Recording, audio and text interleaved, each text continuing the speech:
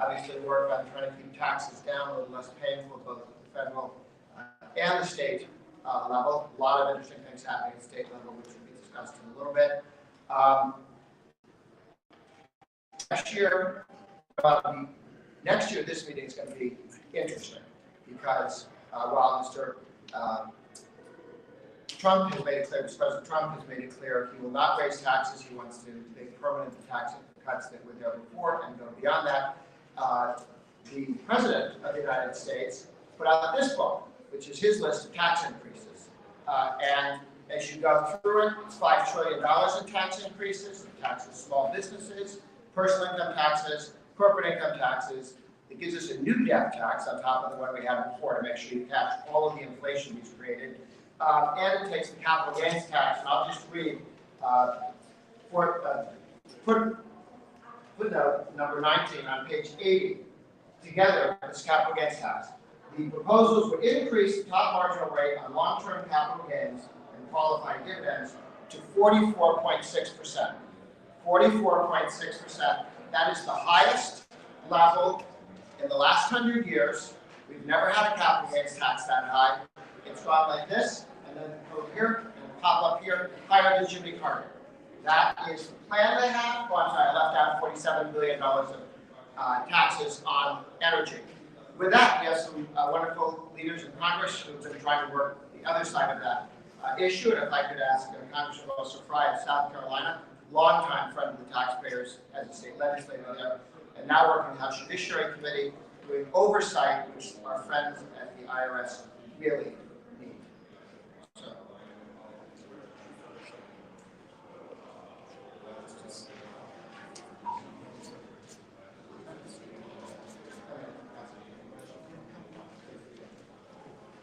Good afternoon. Thank you for Americans for Tax Reform for having us. Grover Norquist, longtime friend. Really appreciate your work in the state legislature as well. To start with, I want to paint a quick picture. Imagine this. You're an independent journalist. You're asked to testify in front of Congress. You do your duty, and you do so. In your testimony, you reveal some pretty unsettling things about the government. You explain that through your work, you've seen evidence that the federal government has been colluding with big tech.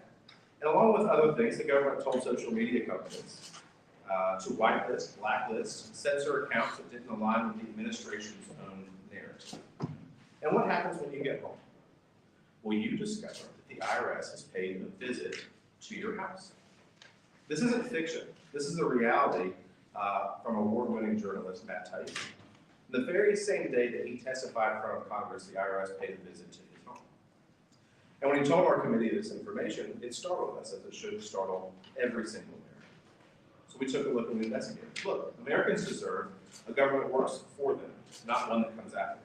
The Biden administration's federal government reigned free for nearly 2 years without any oversight, expanding its overreach and providing opportunities for the government to be weaponized against American citizens. When we took the majority vote of the House Judiciary Committee and the Oversight Committee, uncovered a rise of unsettling instances of Americans being targeted by all manner of agencies. And of course, the IRS is no exception to that. And of course, the IRS has a very long and troubled history of going after American citizens. Remember the Tea Party wave and the targeting of Tea Party groups under Lois Lerner. When two brave whistleblowers came forward about the inconsistencies and attempted cover-up for Hunter Biden, they faced retaliation from within the IRS. They're not just targeting people that are exposing government misconduct. They're unjustly targeting everyday American citizens, too. In Chairman Jim Jordan's own district in Ohio, an IRS agent gave a taxpayer a fake name to gain entry into their home and threatened to put a lien on their house and freeze her assets if she did not give the IRS a substantial amount of money. You can't make this up. And it's an unfortunate reality in our country today. Government agencies are supposed to serve we the people, not we the government. The bureaucracy, unfortunately, is being weaponized against us. One of the great things, though, is I think we've been able to shed light on this conduct and this behavior, particularly from a civil liberty standpoint. And since we've uncovered these unsettling actions by the IRS, the agency has terminated its decades-long practice of unannounced visits to taxpayers' homes. We no longer have to fear the IRS agents' unannounced visits in an attempt to harass, intimidate, or coerce, or otherwise target American citizens. I think this is a huge win for our taxpayers and for our country. We will continue in the Judiciary Committee and the Oversight Committee to put an end to the IRS and other agencies in their targeting of American citizens. And thank you for your tireless efforts, ATR, on behalf of the taxpayers. Thank you. And I'll do more questions. If there are any specific questions here, yes. If not, I spoke of Mr. Tide after that happened to him. He said they did everything other than leave a horse's head in bed. He felt sufficiently annoyed. We have with us Congresswoman Beth Van Duyne of Texas, Ways and Means Committee, and founder of the House Mayor's Caucus. On deck, Kevin Hern. I appreciate being invited, and again, I guess you're the common denominator. Everybody has known Grover Norquist's work for a number of years, and some of us are proud to be able to call him a friend. You know, America's working families and small businesses are being punched in the gut week in and week out. And without needing any official government statement, yesterday's inflation report was something families across our country could have told you was real and painful and badly impacting their lives. No matter what messaging is coming out of the White House, it's almost always the exact opposite of what's happening or is about to happen. We were told inflation would be what? Transient, right? We were told that inflation was just a rich person's problem. We were told that the Inflation Reduction Act would reduce inflation. And now we're being told by the White House that the economy is great. Everyone should just shut up and be happy with the big government spending, with the massive debt, with inflation that's wrecking lives and businesses, and just embrace the ever tighter grip of federal government control over our future. Yesterday, I watched a focus group segment with swing voters that I couldn't believe they actually aired on MSNBC. Every single one of the participants said that their lives would be better under a Trump-run economy. All of them agreed that they were sick of Joe Biden gaslighting them and having no clue about the pain that they are experiencing because of inflation and high mortgage rates, and also how they see their future slipping away. We have an opportunity in front of us to deliver tremendous progress for all of these people and to earn support for decades to come. What we have to offer them isn't based on speculation. It's not based on our guess about pro-growth supply-side policies and what they can do to expand our economy and opportunity, to raise their wages, to reduce inflation, but it's to put us back on a path where families aren't just surviving, but where they're thriving. The Tax Cuts and Jobs Act did all of that and more by bringing massive investment from overseas and making America more globally competitive than we had been in a long time. The vision of then Chairman Kevin Brady, the Republican conference, and of course, President Trump, was to unleash Americans to do what we do best, and that is to succeed. And we will succeed when the government is out of our way. Joe Biden and congressional Democrats offer a continued path of control, oppression, and light dimming of our future. Our mission must be to speak courageously and boldly about how our policies make American lives more full, vibrant, and open the kind of opportunities that create paths to stability and prosperity. They create generational wealth and accumulation that truly helps expand the growth of our all-important American middle class. So while this press conference may be focused on tax policy and the heavy hand of the IRS, it's truly about so much more than the American people know. They're hungry for leaders with solutions. They want us to succeed for them and their families. Now it's up to us to deliver, because a stronger, brighter, and a greater American future depends on it. So thank you very much for Thank you. Absolutely. We're now joined by House Majority Leader Steve Scalise from Louisiana, who's been a leader for taxpayers going back to his days in Louisiana legislature, where he led the Taxpayer Protection Caucus in that great state. Well, Grover, great to see you. Well, as always, I want to thank Americans for Tax Reform, and especially Grover Norquist for his leadership and always standing up for the hardworking families of America to make sure that Washington keeps their hands out of their pockets. If you look at the President Biden's agenda over the last few years, look, Joe Biden started off when he came in office with the goal and then carried it out to double the size of the IRS. Think about that, double the size of the IRS. We get a lot of calls as members of Congress from constituents for a lot of things. We need help, people, veterans that want federal agencies to help them, or, maybe the benefits that they earn and they're not properly getting.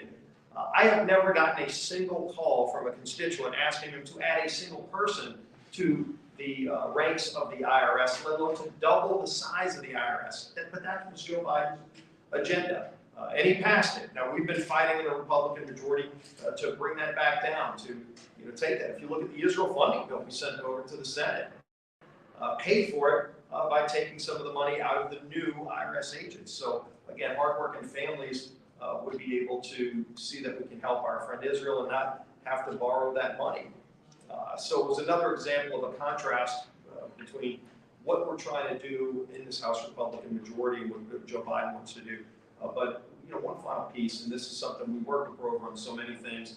The anti-carbon tax resolution that we brought again, we actually grew the vote on that bill this year. So Ryan Zappi led the effort this year, and you saw a bigger vote of not only Republicans but Democrats. We actually had 10 Democrats that joined with us to say we should have a carbon tax. At the time, Joe Biden's trying to crush the fossil fuel industry in America, where we recognize that making energy in America is the smartest, most efficient, and the lowest emitting way to make energy in the entire world. We should be making more in America. Joe Biden wants to crush the industry, wants to tax the industry, which means hardworking families would pay more money for their energy costs. Families don't want to do that. They shouldn't have to do it. And every Republican said, no, they shouldn't have to. And we even had some Democrats that joined us. But if you wonder what the difference is with this one vote majority, why it's so important to keep this Republican majority, with one vote in the majority, as thin as that is, as tough as it is sometimes to pass the things we want, the one thing that's not happening is Joe Biden's not getting his agenda passed through Congress. You watch the State of the Union. What did Joe Biden talk about? When you shave off all the angry, divisive rhetoric, which was most of what he said, he talked about raising more taxes on hardworking families. Families are sick of the increased spending and increased taxes that are crushing their chance to get the American dream. And so House Republicans with that one vote majority are the only thing standing in the way of those higher taxes, that higher inflation that Joe Biden wants to impose upon those families. And ATR has always been at the forefront of that fight. So always great to work with you, Grover. Thanks for your leadership and what you do to stand up for those hardworking families that are counting on you. Thank you. Absolutely. No arguments. Okay. I'll tell you one quick secret. They don't want the carbon tax. They want that. The carbon tax is a value-added tax on training wheels. And at the end of the day, the Democrats love that carbon tax. It will turn into a value-added tax, and then we're Europe and no shade anymore. Okay, we have with us Congressman Kevin Hern, Republican of Oklahoma, who also runs the Republican Study Committee and fights taxes from that perch as well. Thanks, Dave. Thank you. Thanks for all you do. It's a relentless battle and perseverance to try to keep tax dollars out of Washington, D.C. And once that, again, tax day is coming, and our annual reminder that the federal government doesn't have any money, it only has our money as taxpayer. And I think people in D.C. forget that time and time again. And as we look at this, we need to be good fiduciaries of the hardworking taxpayer and the dollars that come here, making sure that we're doing the right thing with those that are here, and making sure that we continue to push back on budgets like you saw from Joe Biden that raised taxes by some almost $6 trillion. When you contrast that with the Republican Study Committee budget, which cut taxes by $5.5 trillion over the next decade. So very important. I think it's our duty in Congress to continue to be good stewards of the American taxpayer dollars. And, I think so many people here think that, Congress has all this money, the federal government, and again, I remind people time and time again, they simply do not have any money. I think also when you look at what's going on here, and we're $35 trillion in debt, $34.6 trillion as of this morning and growing. Too many people up here believe that deficits don't matter, overspending doesn't matter, the bloating of the government doesn't matter. I think it's important as a Republican conference that we've got to continue to bring hope to the American people. That's why it's so important that we take the Senate, keep the House, and get the White House, so that we can restore the faith of the American people in what we do in the United States government. because there's a lot of lost hope among American people, and right now what you're seeing with this crazy overspending and the debt that's been added under Joe Biden. So as we go forward here, we're going to be looking at this and making sure that we're continuing to work on this. I know that Joe's pushing forward a budget that balances in 10 years, but Joe Biden's budget doesn't even balance at all. That's such a disservice to the American people. You know, when you look at what was said just a minute ago from Congresswoman Van Duyne, almost 20% inflation, and the president wonders why people are discouraged by his economic policies, the Bidenomics. It's because they're paying 20% more today than they were when he became in office. So it's really problematic what's going on. So we've got to continue to help with tax relief, as I said, and we can do that. We get rid of wasteful spending, duplicative spending, which is also wasteful spending. We've got to do tax policy today, right now as we speak. Congressman Van Duyne and I are in a Ways and Means hearing talking about what the 2017 Tax Cut and Jobs Act did for the American people, something that the leader worked on a lot, along with Chairman Brady, to get that done under President Trump and the U.S. Senate that worked together to make this happen. Now, the single Democrats supported that narrative of removing tax dollars from Washington, D.C. Every metric across the board says those who needed tax relief got tax relief, and the upper 1% paid more taxes. Paid more taxes. CBO, JCT, everybody says that. So it's in spite of what all of the Democrats are saying about how it was so harmful, it was ridiculous. We took corporate tax rates from 35% to 21%. Put us in the median across the world in tax policy.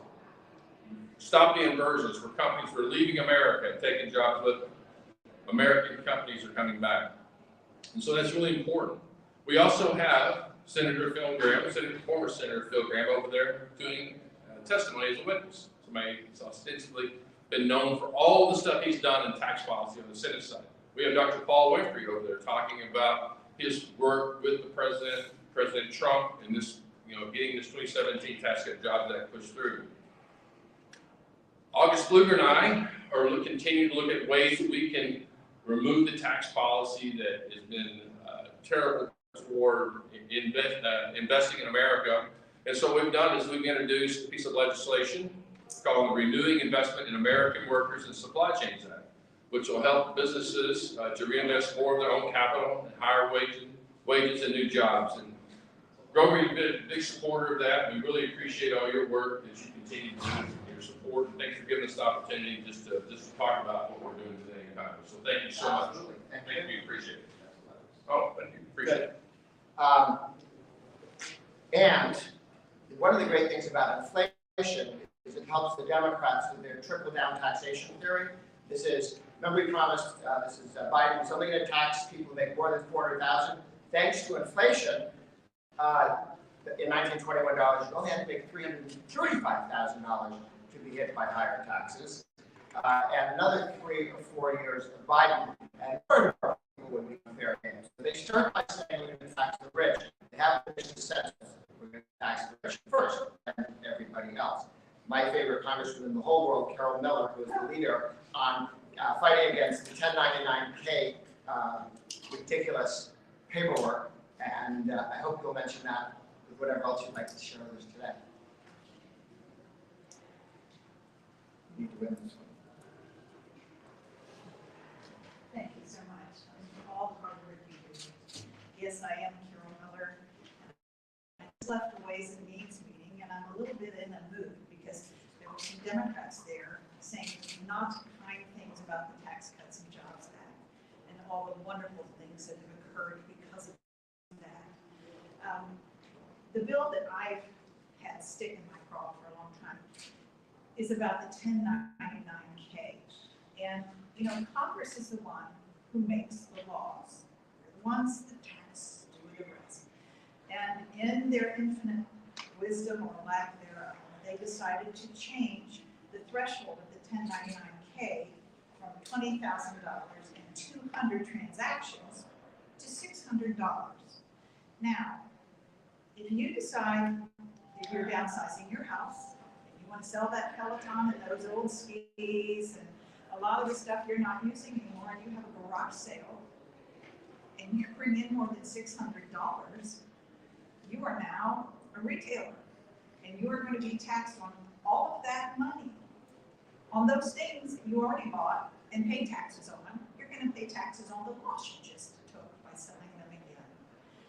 If you are a college guy or girl, and you have several buddies and you rent a house together, but one of you pays the or whatever, and so you give your money to that person, they are now in the real estate business because they will be taxed on all of those rent checks that you're giving them to pay to the landlord. This is a bad idea. And the IRS realized that it was a bad idea. So they actually put it on hold. That's not the IRS's job, by the way. They do not make the laws. They're supposed to implement the laws. But they knew that bill and that law stunk so much that they held off on it. Now, the IRS has decided that they will make it a $5,000 threshold. They don't make the laws. They're breaking the law by doing this. And so, once again, I have put in a bill to bring it back to the 20,000 and the 200 transactions. Government always has their hand in your pocket. But by golly, I think this was one step too far. Is that enough? That's good. All right. All right. Thank you. That's it. Yep. All right. There are 57 or so states, and while there's a lot of focus on what's happening here in DC. Oh, those are my cool notes. Yep. I will be able to talk to those the week. While interesting things are happening in DC and very bad things are being threatened in DC, there's a lot of exciting progress in the 50 states. And if I could ask Patrick Leeson to come up and give a sense of the movement there, because I think that helps and informs congressmen, senators, and people who work on Capitol Hill, that there's this incredible undercurrent moving in very, very healthy ways across the country right now. Patrick. Yeah, so I am here today to share the great news for taxpayers that's coming in the state capitals all over the country. And as Grover mentioned, it stands in stark contrast to the tax policy changes being pursued by this White House. So what we're looking at is the historic level of tax cutting activity in the states in recent years. In particular, if you go back to 2020, over half the states have cut income taxes since 2020. Not only that, we've seen a historic jump in the number of flat income tax states. About a decade ago in North Carolina, enacted tax reform moved from graduated to a flat income tax. They were the 8th state to have a flat income tax. And it had been some time since the state had enacted a flat income tax. It had been over a decade for North Carolina since a state had done that. It had been more than another decade before that since the state had done that. Well, since North Carolina broke that tax flattening drought about a decade ago, we've seen a huge spike in the number of flat income tax states around the country. In fact, we've seen a 75% increase in the number of flat income tax states since North Carolina enacted theirs about a decade ago, and really kicked off this activity in earnest. And we've gone from 8 with North Carolina to 14 now. In fact, today there are 12 states with a flat income tax, but 2 more are going to have flat income taxes take effect in the coming years due to legislation that's already been codified. 2 of those 2 states that are about to have flat income taxes take effect in the coming years. I want to highlight one, Iowa, because that's the site of one of the most significant tax reform plans, not just in recent years, but in recent decades. And it's thanks to the leadership of Speaker Pat Grass and Senate Leader Jack Whitver, and certainly Iowa Governor Kim Reynolds, that they've taken their state's tax code from a graduated tax system with a flat rate above its 8.53%, and they have bringing that down to what will next year be a flat 3.9% tax. So 8.53 graduated, top rate 8.5 to a flat 3.9 next year. Pretty significant, and they're not done there. In fact, Governor Kim Reynolds has made it clear numerous times recently that she wants her state, Iowa, to join the club of no income tax states. And she's not the only one. In Arkansas, Governor Sarah Huckabee Sanders has stated that's her same goal as well. In fact, she made tremendous progress towards that goal last year alone. She was the only governor last year to enact 2 income tax cuts in the same year, 2023. So she's well on her way to achieving her goal. And good news for taxpayers is that governors and lawmakers in other state capitals also share this goal. So when you look at the no income tax states where we are today, we're at 7. It's going to go to 8 at the end of this year when New Hampshire's investment income tax is fully phased out. That was part of a reform enacted by Governor Chris Sununu. That'll take us to 8 tax states.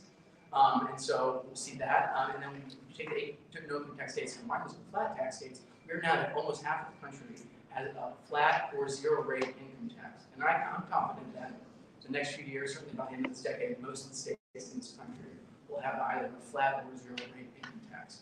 And I'll close by pointing out just how some of the tax reforming efforts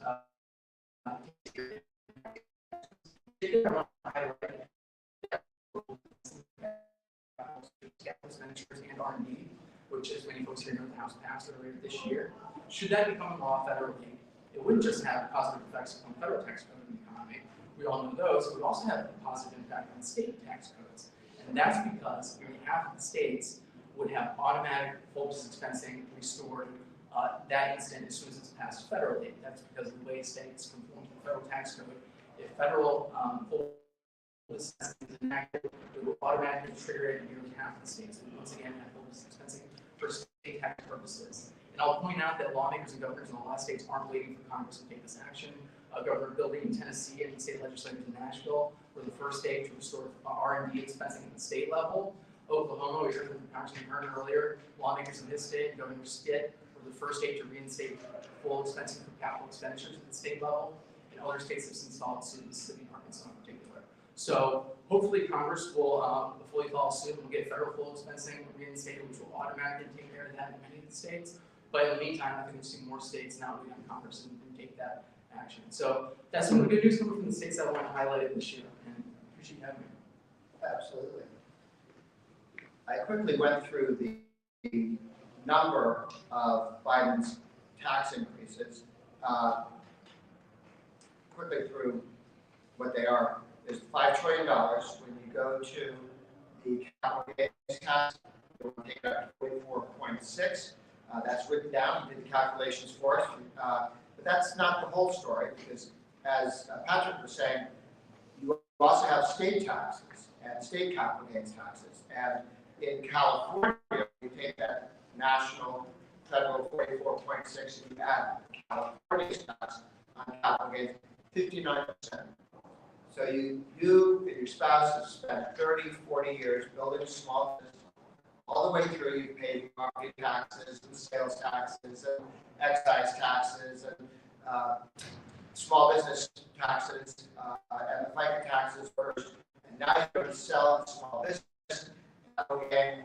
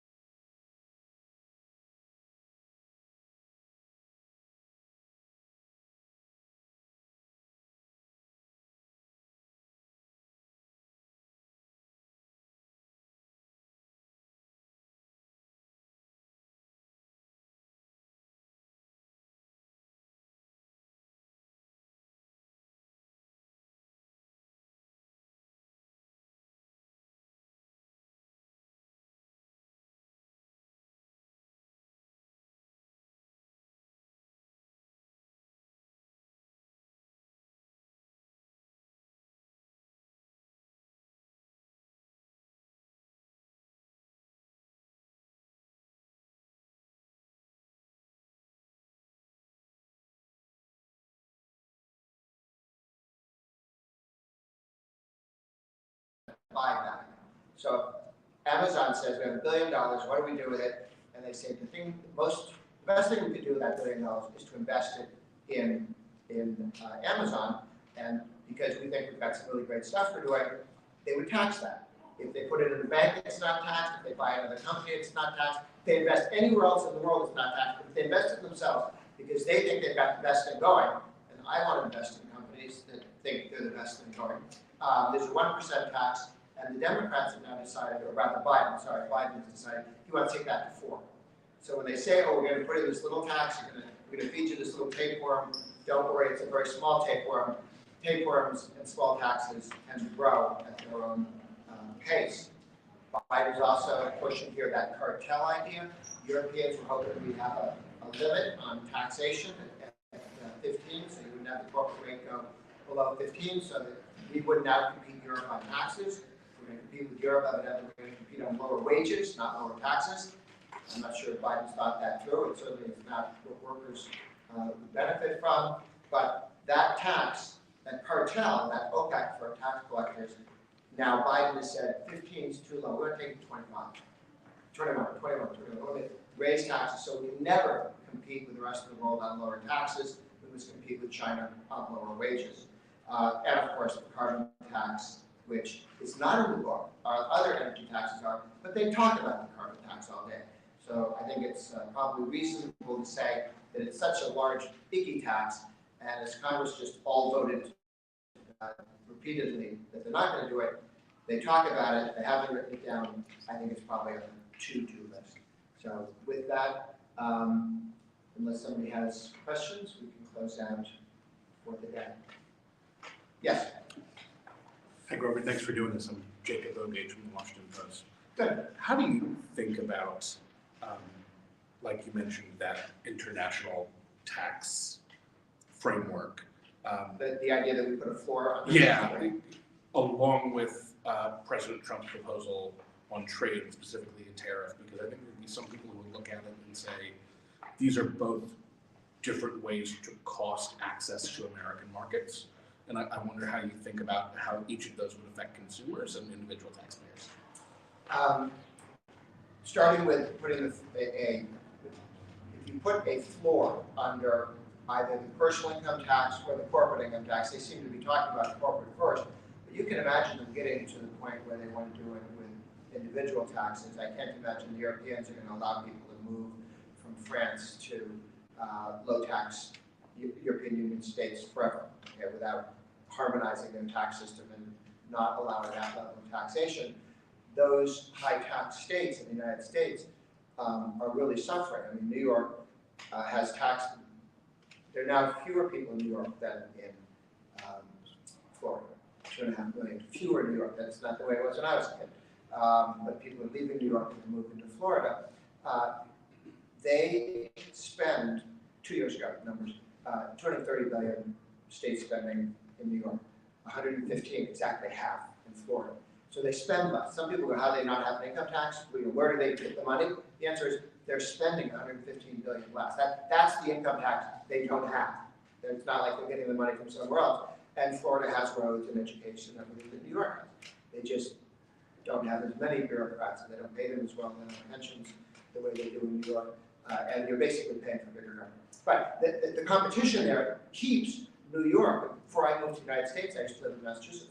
And back in the 80s, Massachusetts dropped 2.5 because people were leaving in 1980.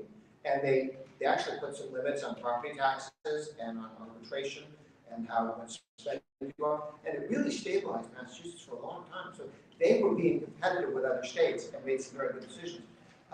If you don't have tax competition, you can avoid it two ways. You can have everybody passes a law to go up and not have tax competition. Or you can do what Argentina did and have tariffs to pretend there's no rest of the world. That also makes you not competitive, but you don't know it. You don't see it. So I would hope that Trump's discussion of tariffs is what he tried to do in the past, which was threaten them in order to get other things that he wanted. That is sort of understandable. At the end of the day, it's tough. Tariffs can make it tough. If you have tariffs on steel, how do you make your cars competitive? It's very difficult to make it work out the way you think it might. You know, if only one thing was moving, you could sort of fix it. But many things are moving, so it's a tough way to organize. I think the thing we can do is try and work to have our arguments in some other zone than tariffs, but then make sure we do have competition. Argentina is now coming back into the competitive world and wants their currency to have to be competitive, not pretend currency, and shift some of the tax burdens and so on. And that's going to be very interesting to watch because they cocooned themselves for a long time, and now they take all that down. How quickly can you react there? Good, it's a very good question. I really think we should compete on lower taxes, less cost regulation, and better rule of law. You know, it's safer to invest here because we have more rule of law, we're less likely to steal your stuff. I talked to a former guy who used to work for us at ATR, does international stuff, and Ethiopia stole their factory.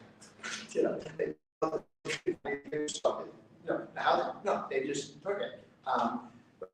So the next guy's interested in and so rule of law is so critical to that.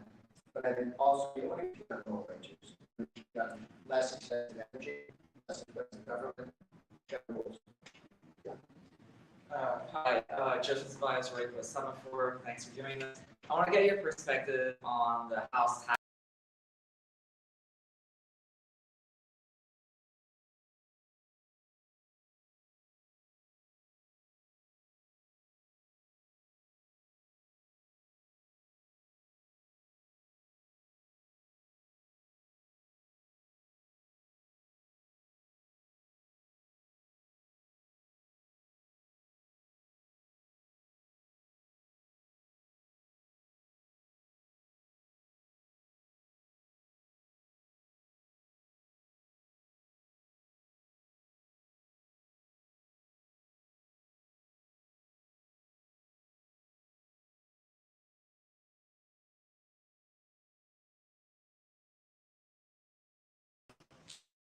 And I talked to Craig about, and I thought from my conversation with him that we get it, that he was looking to get to yes, that he was trying to work with the Democrat leader over there, Wyden. And so I'm sometimes surprised back and forth in different ways. He had a list of things I wish we'd had these things too, and several of them, with the per child tax credit, thinking and so on. I share his view. I'd rather have that in the bill than not have it in the bill. But I'd rather have the bill as is, modestly reformed, than not have it. I think there's much to be said, and it's just innovative thinking. I think it's the generic understanding that most supporters of the bill have. If you can bring the tax bill together, so all up to today's, so that when we decide in 25 or whatever, do we have the votes or the commitment to make the whole thing go out 2 years, 10 years, permanent, however much you can do. You're not reaching back. You've got a straight line that you're moving forward as opposed to picking up a whole bunch of stuff and trying to line them back up again. I just think it's more difficult to make it either permanent or extended 2 or 10 years. And I think it'd be very healthy. I've shared with the Trump people that I think this is the world saying, here's several pieces of the Trump Republican tax cut, and we say they're so important that on a bipartisan basis we should keep them going. Take that as a compliment. Take that as, you were right. Not on the whole bill, maybe, but they used to say the whole thing was flawed, and now they're like, no, it's not all flawed. We love this bit, and that bit is not unimportant and was a good idea. It is a good idea. I like the whole thing pretty much, but. So there's so many good arguments for getting it there, and the Republicans that are working on this. Okay, sorry. The Republicans that are working on this, their concerns. I think I agree with everyone that I've heard. Yes, I'd rather have that than not have it, both on the House side and on the Senate side. But with the Democratic president, the Democratic Senate, and the very close House, I think it's a fine step forward. And I would encourage, and we have been encouraging politely, with complete understanding. You're right. Other things would be important to add to it. That would be good. I'm for that. So I'm hopeful they can get some improvements. I keep hearing sometimes, yes, maybe it's getting there, and then I don't hear back again. And I'm not the first guy they call, but I can get these pieces of information from people, or I talk to them. Sometimes it looks very optimistic, and sometimes it just doesn't. And I would hate to put more than the nickel down on either direction if I was trying to bet something. If somebody's smarter, please talk to me afterwards. Because I don't understand why it hasn't been able to come together, but there have to be pieces of it that I'm not seeing. Nobody wants to argue about the carbon tax being the training wheels for that. I think that's quotable, but it is so true that it's exactly what is happening here. The other team that wants to turn us into Sweden, or actually Sweden's wrong, Sweden's got great tax policy. I don't know why we think Sweden's a bunch of Bolsheviks. I think there was this period in the 70s when they sort of went, woo, and then they straightened up again, and they're quite good on a lot of tax policies and spending policies and school choice, and then bikini team control. But they don't turn us into France, is what they're looking at, and you have to have that. And so all this talk about the tax rich people is to make you look over here while they put the VAT in your back pocket. And the VAT is how you get the money out of the middle class. They don't see it. The president can say, oh, all those greedy businessmen that just raise taxes, raise prices 20% because we put 20% VAT in, how awful they are. Look, we're taxing billionaires over here. That's the big change. If we got a VAT, we would be Europe. If we get a carbon tax, the companies that do make energy will lobby to turn it into a VAT. So not a 20% carbon tax and 10% VAT, which will turn into a 20% tax and everything. You go and cut our taxes or make everybody else's as bad as ours. The energy industry would be the ones arguing for the VAT to sort of load shed, so it's not just that. That's my theory of the universe, Mr. President. Any other thoughts or concerns? Thanks very much. And this is great reading.